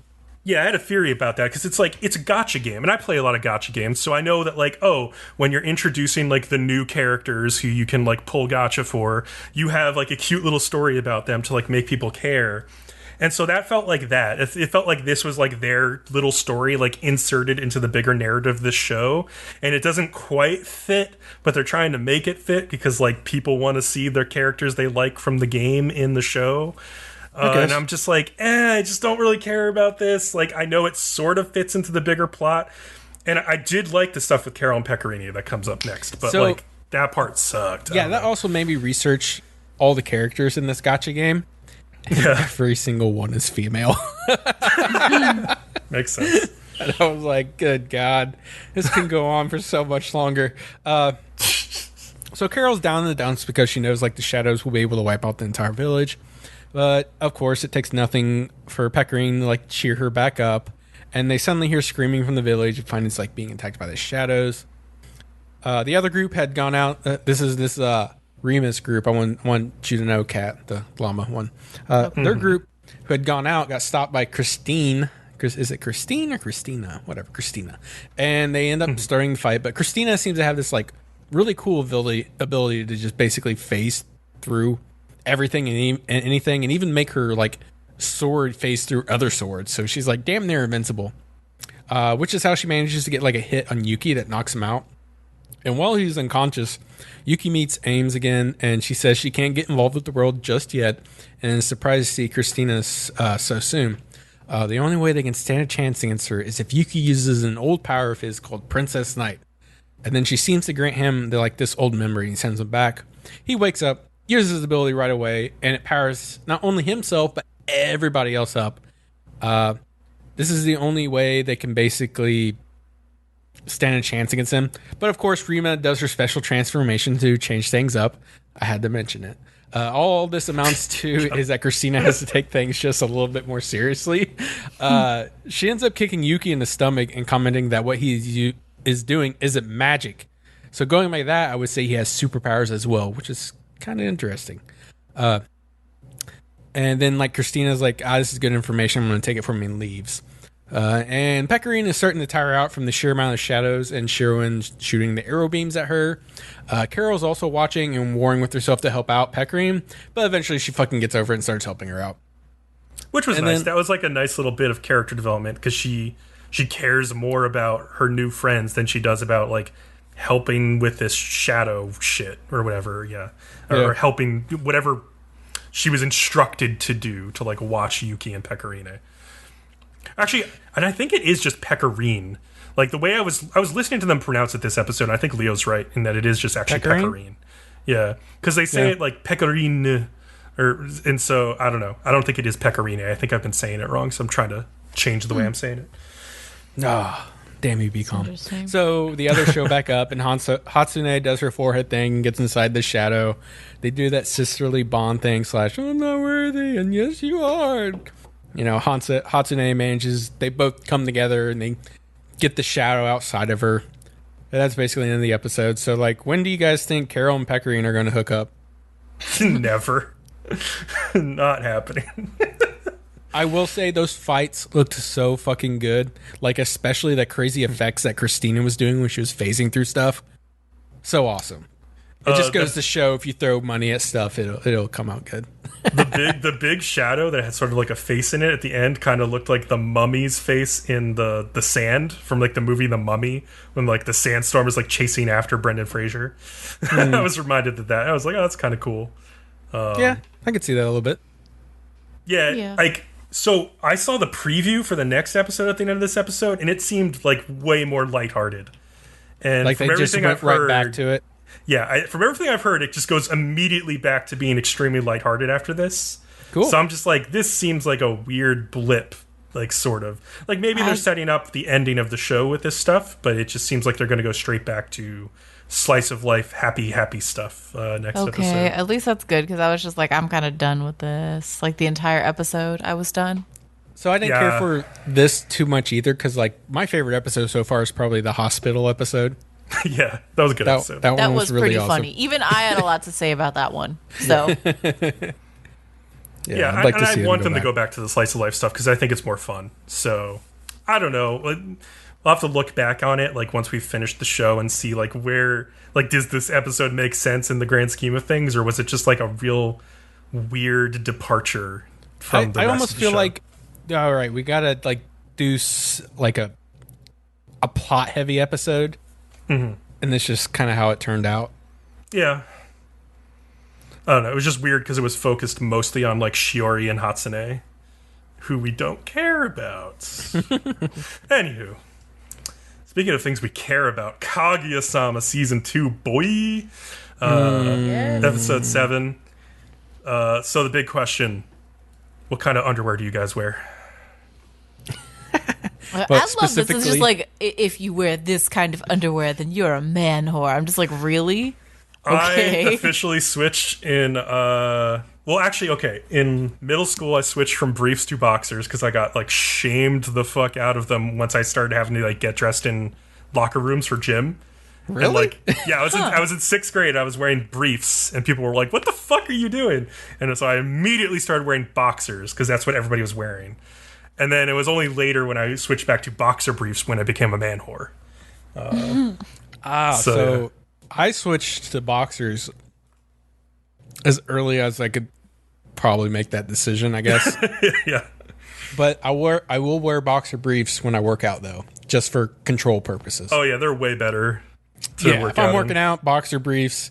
If I'm just going to work or lounging around the house, it's boxers, for sure. Mm-hmm. And we all know Kat wears lacy black underwear. We don't even have to ask her. So let's move on. Episode starts. So the episode immediately starts with like the narrator going like pantsu, and then like some voice going wow. So that's how you know it's going to be a good episode. And they're like, some people have an underwear fetish, and some people are just gratified at seeing the material. And it just hard cuts to Chika screaming because Yuu is like changing out of his fucking gym clothes in the student council room like an idiot. And she's like seeing his underwear and she screams and he screams back. It's kind of funny. Chika then like makes fun of Yuu for wearing briefs instead of boxer briefs. And he goes on this whole diatribe about how boxer briefs are just to show off guys' asses and how people who wear them are man-whores. That's a little true. It'll show off the ass better. Yeah, you could see a little bit more definition probably with those, yeah. And Kaguya asks Chika, like, what does man-whore mean? And, like, Chika is, like, looks at her phone and asks Siri, like, what is man-whore? And, like, hands the phone to Kaguya and she, like, freaks out. I liked that part. So Kaguya now needs to know what kind of underwear Miyuki wears to confirm whether or not he's a man-whore. So she considers spilling like some of her Darjeeling tea on his pants and just like stripping him to find out, but figures like that's a little bit too perverted. I shouldn't do that. So she sneaks the question into conversation, and like Miyuki responds like, "I like, you know, colorful underwear that aren't too simple." And then he realizes like she's not talking about her underwear, or well, actually no, he doesn't realize that. He realizes that like this is a weird question. And he starts to panic, like, why is she asking me this? And then he thinks, like, oh, maybe she wants to know what kind of underwear I like, so she'll wear them. That's kind of hot. I should tell her I like lacy black underwear, and then she could wear them, and I could, like, jerk off. Oh, God. But then he's like, but I can't actually tell her that.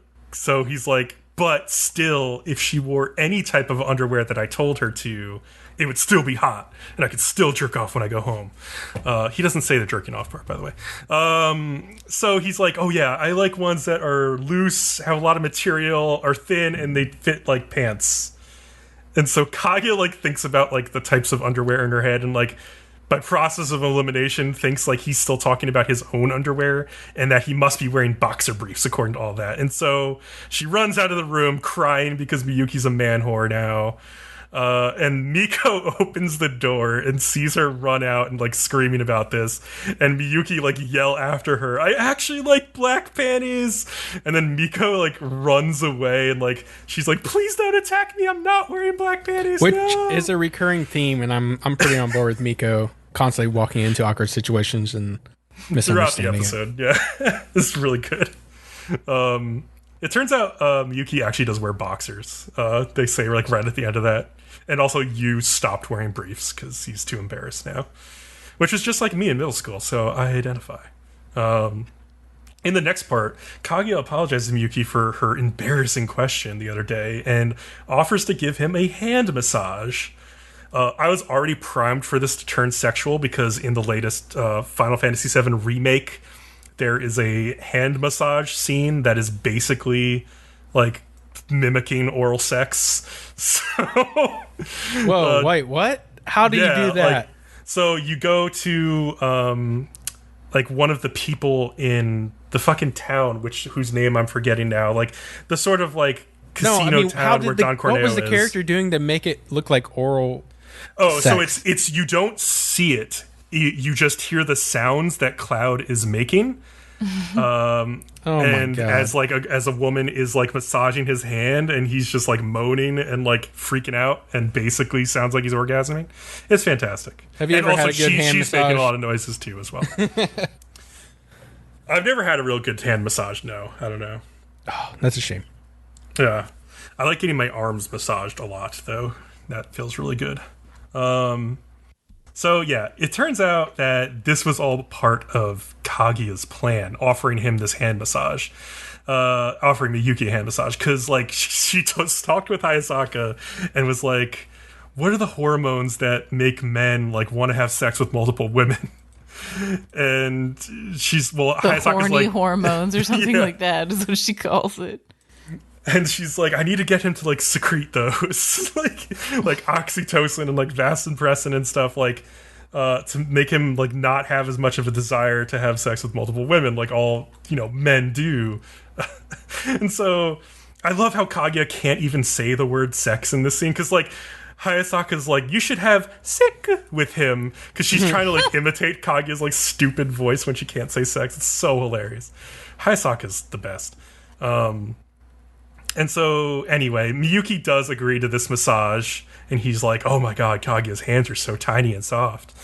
But I love the way his eyes just become like 6 horizontal lines. They start like drifting down his face as he's like enjoying the ecstasy of the massage. It was really funny. Wait, I thought he was in pain. Well, that's before he realizes that he's in pain, because Kaguya starts like stabbing into his hand because she's like, I gotta get those hormones to come out. And he's like, it's so much pain and stress. So what was funny about that to me was I remembered my teacher from massage school telling us that like your client after the session should either feel better or worse afterwards. Not the same, basically. Yeah. I understand what she meant, but not the same thing that Kaguya's doing. Yeah. Like, that's just straight pain. What the fuck? So, like, yeah, she's taking it too seriously because of all this stuff, and she's never had a chance to give anybody, like, a shoulder massage or anything, even because, like, her family is so, like, distant. So Miyuki lets her keep going despite the pain, because he just feels bad for her, basically. A lack of human contact. That's a real thing, you know? Yeah. This all gets better when Miko walks into the room, and Kaguya is like on top of his back, and she's like, oh, I just want to give you a back massage. Take your belt off. And it's like straddling him. And like, I love how the music swells as Miko is like looking on, and Kaguya is like, do you want to join in with us? It's fucking great. Oh my god, she runs off screaming again.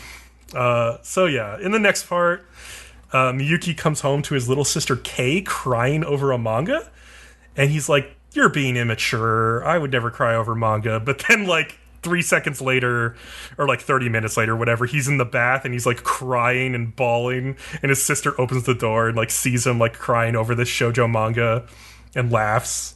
And so yeah, this also leads into like one of my favorite recurring anime scenes now, where Miyuki is shadow boxing with a light cord that is hanging from his ceiling. I've seen this in anime before. Yeah, it was in Tsukigakure. He was boxing with his light cord, and I remember talking about it back then, being like, I used to do this. I can't believe this was in an anime, but now it's apparently a thing.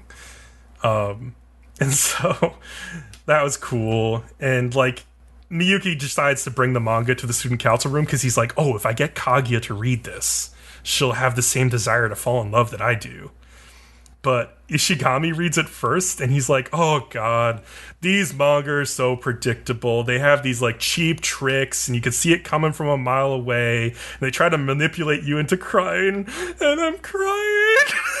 It's fucking so good. He starts bawling. He's like, I can't believe it worked.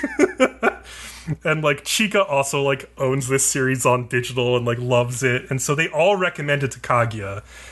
And Miyuki's like, oh yeah, this is all part of my plan. Like, even if I recommend it, she might like, you know, not read it, but if everybody's recommending it, then she has to. But she's like, yeah, I'm not interested, and like puts it back on the pile. And he's like, no, come on, you gotta read it. Like, it's like, it's so good. Like, you just got like the characters and everything. You can consider it studying, is like what he says. Just read one manga. And like, they start to explain like the general characters, like how like the guy has like a terminal illness, and then she could like just blurts out, and he dies at the end, and it's so sad. And the other guys like cover up her fucking mouth because of spoilers. They're like, stop it, spoiler girl.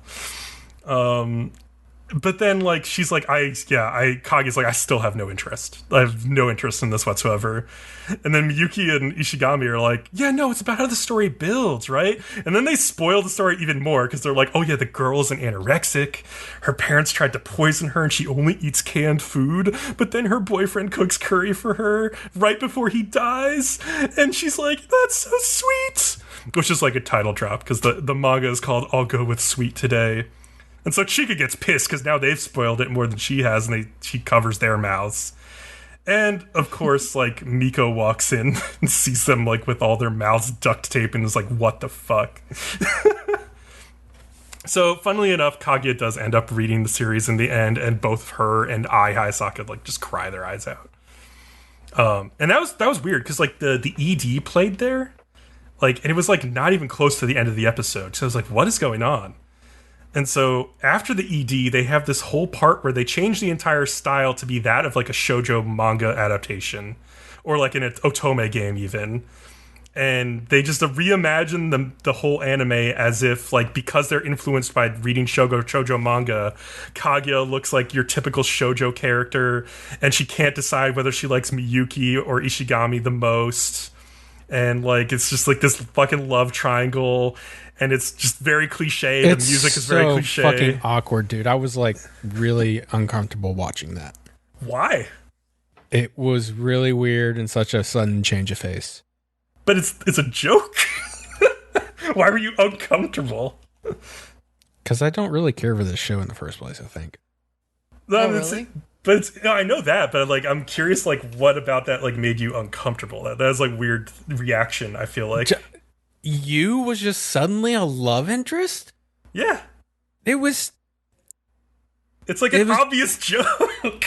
Just like so random. Well, it's not random because they got really into shoujo manga and then they started acting like shoujo manga characters, which was set up by the previous part. Like, yeah, I don't know. And the thing that breaks it up is like Chika comes in, she starts talking about fucking like sumo wrestling when they're like arguing about like who should go to the aquarium with Kaguya. And so Chika like puts an end to that because she's just like, what is this? And then she eats all their pudding and all this stuff and it just breaks up the whole thing.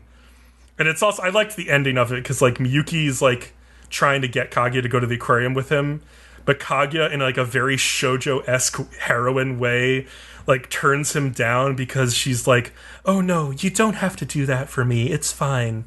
And like basically internal monologue thinking, I love you so much, like I don't need this from you, like very shoujo heroine. And then like he's just like, I don't understand why she turned me down. I don't get it, that was going so well. Which is the bane of all shoujo romances.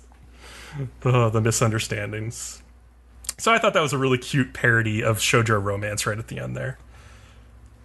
Yeah, no, it was cute. Yeah. I don't know. I just it's running a little thin for me right now. Yeah.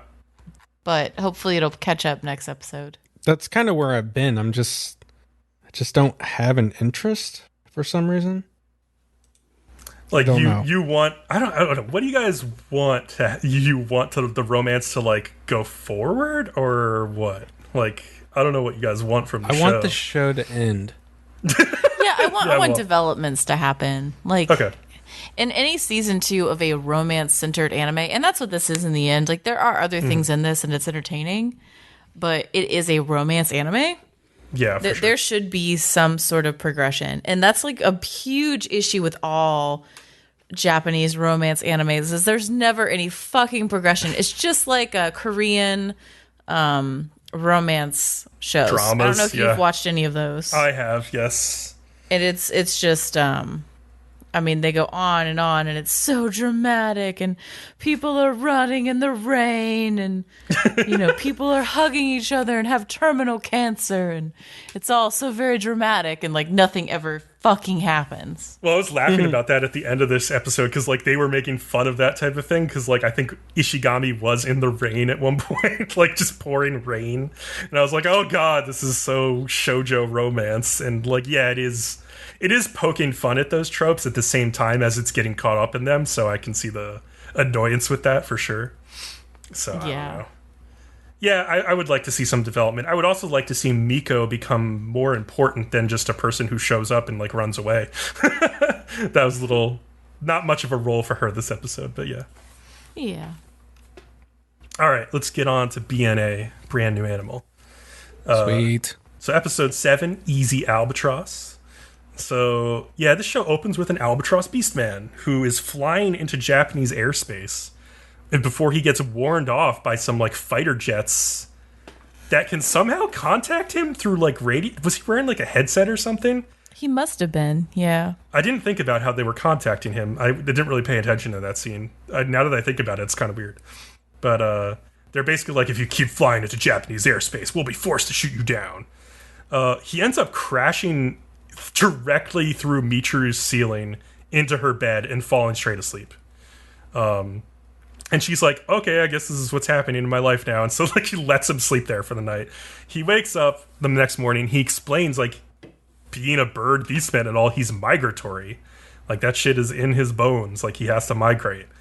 And Mitra is, like, a bit jealous of his ability to fly. She's like, man, my life would have been so much easier if I could have traveled here with wings rather than having to, like, sneak here, basically.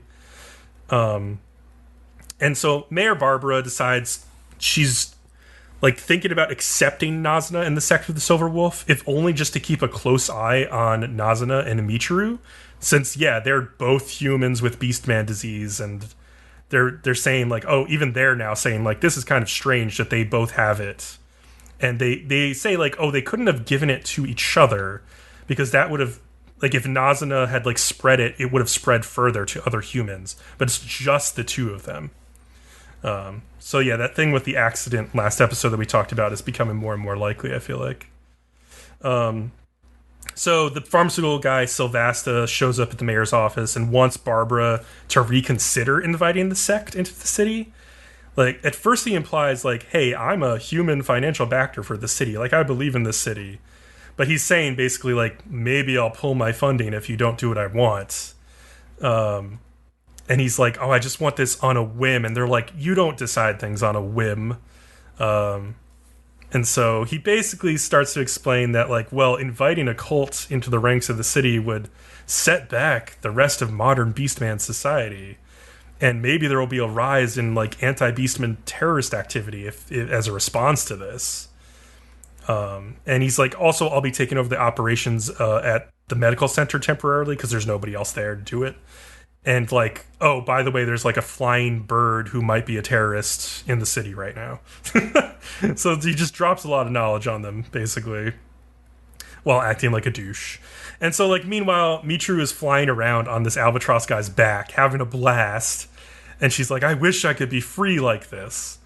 And then he explains that when migratory beastmen were given equal rights to humans, which seems like a good thing at the time, but, like, it really meant fewer rights because humans can't just fly around the world ignoring customs checks and border crossings. So, like, in their specific case, like, because of their migratory tendencies, like, being passed down from generation to generation, like, and it being, like, hard to break that pattern or even, like, impossible to go against, it seems like they have to fly around, and as a result, they've been, like, shot down. Like, so several of this guy's, like, friends have been shot down. And yeah, so that's kind of crazy. Yeah, like, I don't know. It seems like you would make a special fucking exception for the migratory birds. It seems, I don't know, but they yeah, I mean, you think to. that there would be enough support, but I think maybe the issue is, like, there's just, like, humans just don't see them as important enough to care. Yeah.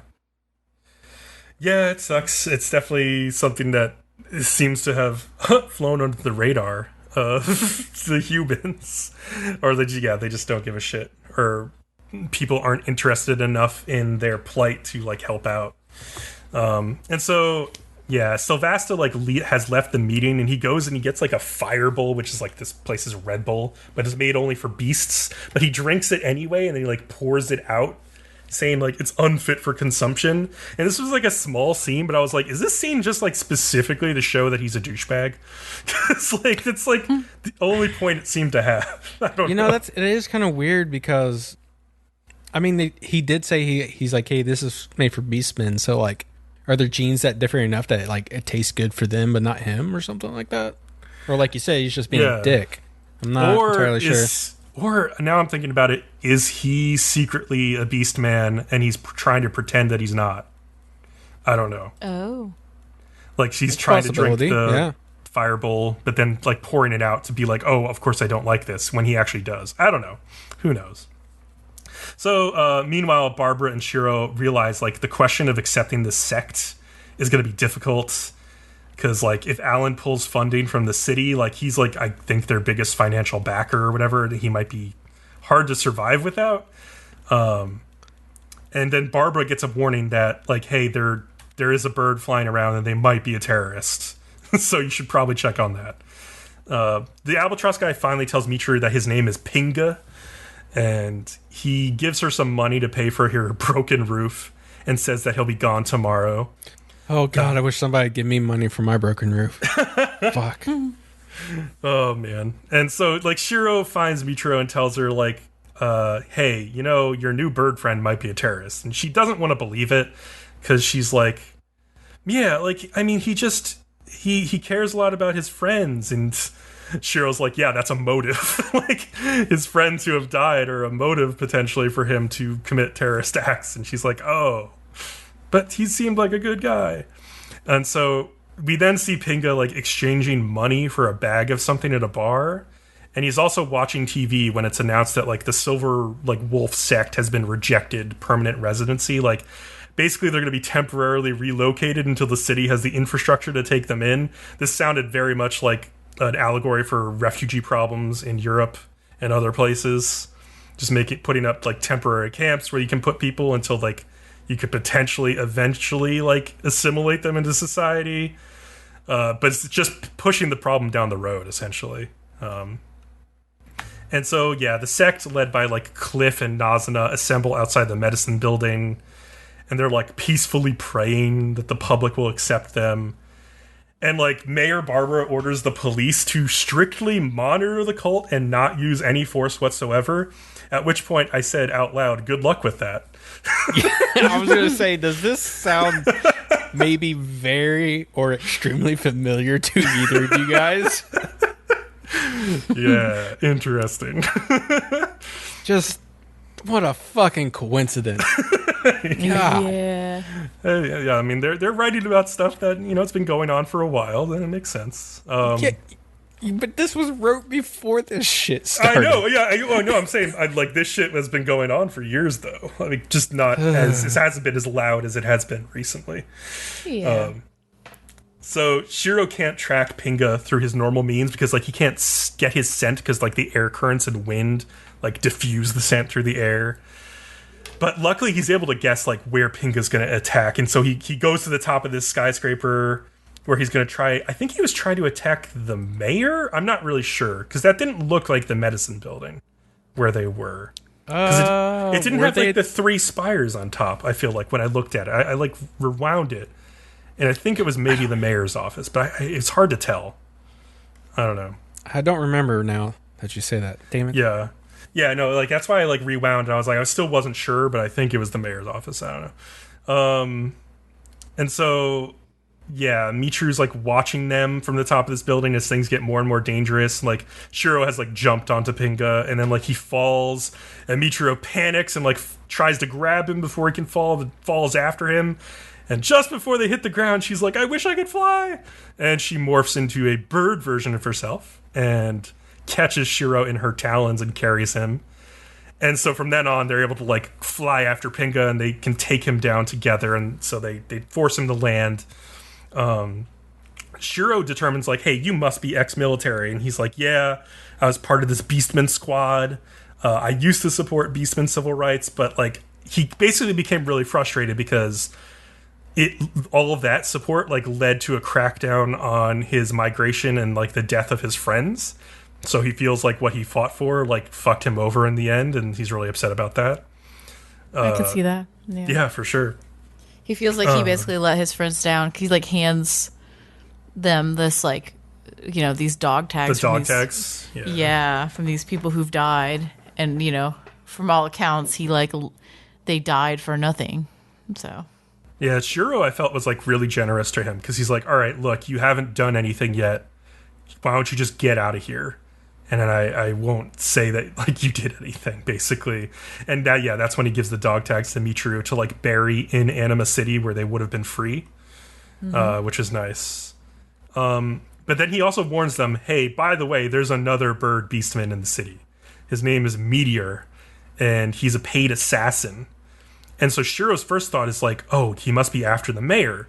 But then Pinga says like, no, I would have noticed that if that were the case. Because I think Pinga says that because he was going after the mayor. So I think that confirms what I thought. But then like immediately Shiro's like, okay, if it's not the mayor, then it must be Sylvasta. That's the only other guy to go after. And so we see at the end, like Alan's about to go talk to like the cults of people who are protesting outside his building just when like a meteor dives and picks him up and carries him high into the air and then drops him. And then conveniently, like, actually Michiru is there and she's like, oh, should I fly again?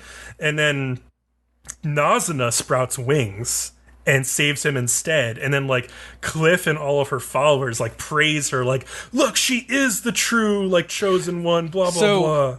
Yeah. Interestingly, at this point, I was like, I think we're on to something, that these two have the same disease since they are showing the same abilities, basically. Oh yeah.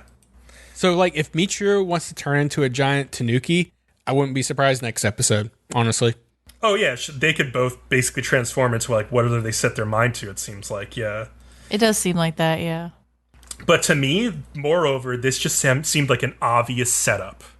Like, I think the cult like hired this assassin to attack Alan in public at this place because they expected to be rejected by the city. And then to have Nazuna save Alan to like get public opinion on their side. And like even Alan's like, oh, you got me here. Like, yeah. Yeah, 100%. Yeah. Yeah. Yeah, so I mean that's obvious, but like it just like it's I like how much politics this show has. When I first saw this show announced, when I went to the opening for premiere, I actually thought like, well, this is just some dumb show that they're doing in the aftermath of this big movie that they made. And it doesn't require a lot of thought on their part. It's probably just really pretty and fun, and it doesn't have a deep plot. But they actually do put a decent amount of politics in this show. So yeah, it's smart. Yeah, it's a pretty smart show. One of the only things I didn't like is that in that last scene, the music was just like really bad. I don't know. It sounded like a 90s text adventure game to me in a bad way. Some of those games have great music, but like this like if you listen to the music, I don't know how else to explain it. It just sounds like really low budget and weird in that last final like climactic scene. And I was just like, why? Why this music? Okay, just like Kat with her screaming neighbors' children's outside, there's somebody lighting fireworks right now, so I apologize. Fucking Indiana, god damn it. That happens where I live all the time, too. Like, I hear people lighting fireworks all summer long. It's pretty annoying. So there was something in this episode very early on where they showed the picture frame of both of them in the hospital injured from a certain incident. Oh, really? I'm just wondering if how they got this, which they're calling a disease, stemmed from that incident where like they both got injected with this thing. Well, I mean, yeah, they were probably both given the same drug or whatever by Sylvasta Pharmaceutical or something. I don't know. That's my guess. Yeah, I just saw that early on and immediately just picked up on it. Just like, oh, that's where it all started right there. Yeah, for sure. All right. Yeah, no, there's a lot going on in this episode. But there's a lot going on in almost every episode of BNA, so. For sure. Yeah. Curious to see how it continues on. And, like, I guess, like, the main conflict is becoming more clear between, like, the sects and, like, the mafia people and the governments and the pharmaceutical company and all that stuff. So. Yeah. Have you guys caught up on our previous show, Gleipnir, yet? Oh, Not no, yet. not yet. I'm not surprised. It sucks. No, I'm definitely going to catch up on it, but like, yeah, I just haven't Yeah, yet. in my own time, for sure, on that one. I just wondered if you guys had or not. It's weird because I always have caught up with Kakushigoto, so I guess it is good we switched it. Yeah, that's fair. You're welcome. Oh, fuck you, Leo. It took all three of us. Let me pat myself on the back. All right, let me get the other side. I don't think we're good. You don't get to pat yourself on the back. We all decided to switch. I had to like We all make voted a on it. fighting front to convince Kat. I already had you convinced to become. Imagine thinking that you actually convinced Kat, and Kat already hadn't made up her mind. Very, very presumptuous of you. Yes, I would say so. And I will believe whatever I want to believe. All right. Well, that's it for today's podcast. We will be back with another one soon. Thank you for listening. Remember to like, follow, and subscribe to us on YouTube to get updates on new podcasts or videos. You can also find our podcast on Apple Podcasts, Google Podcasts, Spotify, and Stitcher. Or just basically your podcast feed of choice, whatever, brings it in.